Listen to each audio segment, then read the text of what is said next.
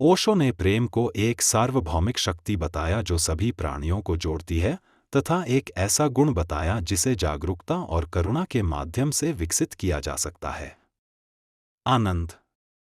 उन्होंने लोगों को वर्तमान क्षण में जीने का आनंद लेने तथा रोजमर्रा की गतिविधियों में आनंद खोजने के लिए प्रोत्साहित किया। वर्तमान क्षण। ओशो ने वर्तमान क्षण में जीने और प्रत्येक अनुभव की समृद्धि की सराहना करने के महत्व पर जोर दिया। परिवर्तन के उत्प्रेरक के रूप में ओशो की बातें। ओशो के प्रवचन केवल व्याख्यान नहीं थे, वे आत्मखोज की यात्रा पर निकलने का एक निमंत्रण थे। उनके शब्दों का उद्देश्य श्रोता के भीतर कुछ जागृत करना, जागरूकता की एक चिंगारी प्रज्वलित करना था जो गहन परिवर्तन की ओर ले जा सके। उन्होंने अपने श्रोताओं को आकर्षित करने के लिए कहानियों, उपाख्यानों और हास्य सहित कई तकनीकों का इस्तेमाल किया, और इन सभी का उद्देश्य लोगों को अपने आंतरिक सत्य से जुड़ने का अवसर प्रदान करना था। ओशो मन को दुख और मुक्ति दोनों का संभावित स्रोत मानते हैं। वे अक्सर इसे एक सेवक के रूप में वर्णित करते हैं जो अगर ठीक से समझा और प्रबंधित न किया जाए तो एक खतरनाक स्वामी बन सकता है। ओशो सच्ची स्वतंत्रता और आनंद का अनुभव करने के लिए मन से परे जाने के महत्व पर जोर देते हैं।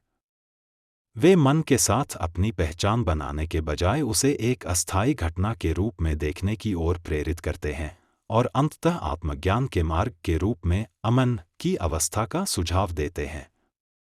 मन पर ओशो के कुछ प्रमुख उद्धरण यहाँ दिए गए हैं। मन की प्रकृति पर।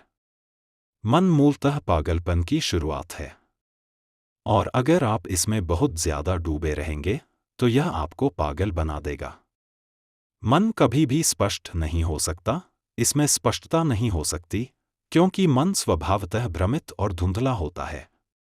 मन एक सुंदर सेवक है, परंतु एक खतरनाक स्वामी है। मन आपकी वास्तविकता नहीं है, यह एक गलत व्याख्या है। मन एक भीड़ की तरह है, विचार व्यक्ति हैं। मन एक रोग है। यह एक बुनियादी सत्य है जिसे पूर्व ने खोज लिया है।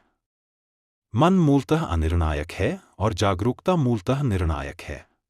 मन से परे जाने पर, यदि आप देख सकें कि मन ने आपके साथ क्या किया है और वह निरंतर आपके साथ क्या कर रहा है, वह कितना दुख और कितनी पीड़ा उत्पन्न करता रहता है, तो मन के दुख को समझना ही उससे परे जाने के लिए पर्याप्त है। कोई विचार नहीं, कोई मन नहीं, कोई विकल्प नहीं, बस मौन रहना, स्वयं में स्थित रहना। अपने दिमाग से बाहर निकलो और अपने दिल में उतरो। कम सोचो, ज्यादा महसूस करो। खाली दिमाग भगवान का घर है, शैतान का नहीं। ध्यान धीरे धीरे आपके ज्ञानोदय में बदल जाता है। भविष्य से बाहर आओ, यह तुम्हारा सपना है। वर्तमान में रहना सीखें। अतीत से अपनी ऊर्जा वापस लें।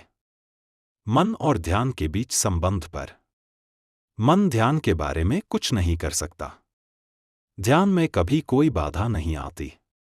तुम्हें कहीं जाने की जरूरत नहीं है। तुम जहां भी रहो, खुश रहो। अमन की अवधारणा पर। एक बार जब कोई व्यक्ति अमन की अवस्था में पहुंच जाता है, तो कोई भी चीज उसे उसके अस्तित्व से विचलित नहीं कर सकती। अमन बादलों से रहित एक पूर्णतः शुद्ध आकाश है। यही आपका स्वभाव है। विचार आते हैं और चले जाते हैं, वे आकस्मिक हैं, लेकिन वह आंतरिक स्थान हमेशा बना रहता है। ओशो की शिक्षाएं इस बात पर जोर देती हैं कि यद्यपि मन एक शक्तिशाली उपकरण है, फिर भी इसकी सीमाओं को समझना और सच्ची शांति और स्वतंत्रता का अनुभव करने के लिए अमन की स्थिति के लिए प्रयास करना आवश्यक है।